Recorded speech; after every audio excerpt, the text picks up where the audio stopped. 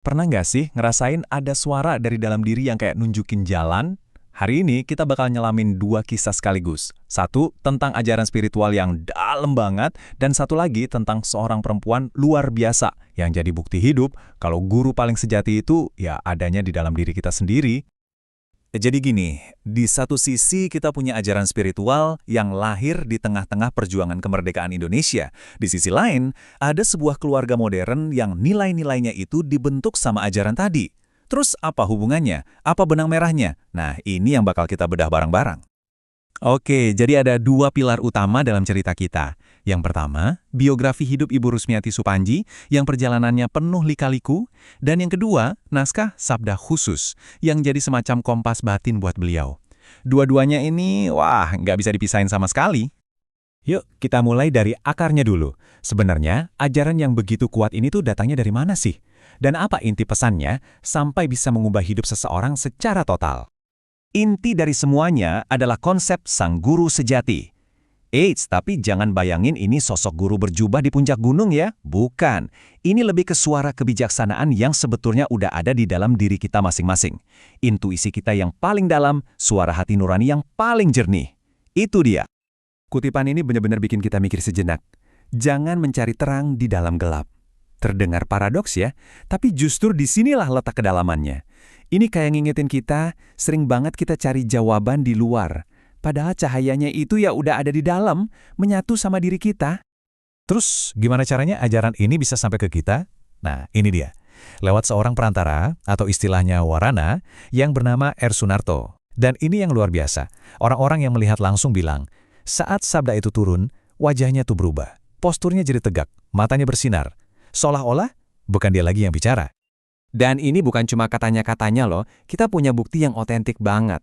Coba dengerin baik-baik, ini rekaman langkah suara Pak Sunarto sendiri pas mengakhiri sesi. Suara dari masa lalu ini kayak mesin waktu yang langsung bawa kita ke momen itu. Oke, kata-kata itu kan punya kekuatan ya. Tapi gimana kalau kata-kata itu dihidupi? Sekarang kita beralih ke perjalanan Ibu Rusmiati Supandji. Hidup beliau ini benar-benar jadi ujian nyata dari ajaran yang tadi kita bahas. Coba deh, kita lihat rentetan ujian hidupnya. Ini bukan main-main loh, dari konflik keluarga, trauma pendudukan Jepang yang penuh kelaparan dan ketakutan, sampai hidup di tengah dentuman senjata perang kemerdekaan.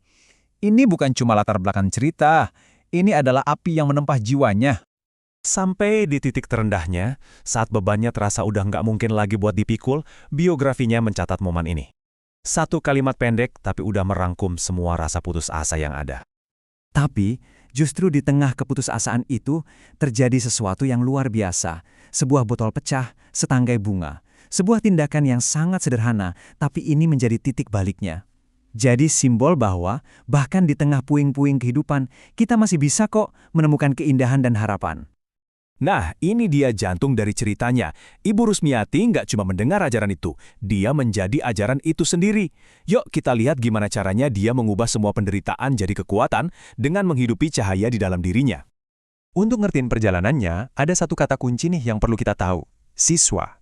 Ini bukan sekedar murid di sekolah ya, tapi lebih ke seorang pejalan, seorang pengikut di jalan spiritual. Jadi, ada 3 tingkatan dalam perjalanan seorang siswa. Awalnya siswa pratama, di mana kita cari ilmu buat diri sendiri. Terus naik level jadi siswa utama, kita mulai berbagi ke orang terdekat. Nah puncaknya adalah siswa purnama, menyebarkan cahaya ke semua orang tanpa mengharap balasan. Ini adalah evolusi dari aku menjadi kita semua. Dan inilah bukti nyatanya. Coba bayangin gambaran ini. Seorang ibu yang lagi hamil tua, jalan kaki susah payah menyusuri desa-desa, cuma buat berbagi ajaran. Ini udah bukan lagi soal belajar. Ini perwujudan dari pelayanan tanpa pamrih. Komitmennya ini diuji di situasi paling ekstrim, hidup atau mati. Dia jadi kurir di bawah ancaman senjata, menyelundupkan obat-obatan, bahkan pernah dijadikan tameng hidup. Keberanian kayak gini jelas nggak datang dari tempat biasa. Ini lahir dari keyakinan spiritual yang mengakar begitu kuat. Terus, dari mana datangnya kekuatan itu? Ajaran inilah jawabannya. Intinya adalah menukar cinta pada hal-hal duniawi dengan bakti pada Yang Maha Kuasa. Inilah yang membuat dia bisa melampaui rasa takut, bahkan rasa takut akan kematian sekalipun. Terakhir, mari kita lihat hasil dari transformasinya.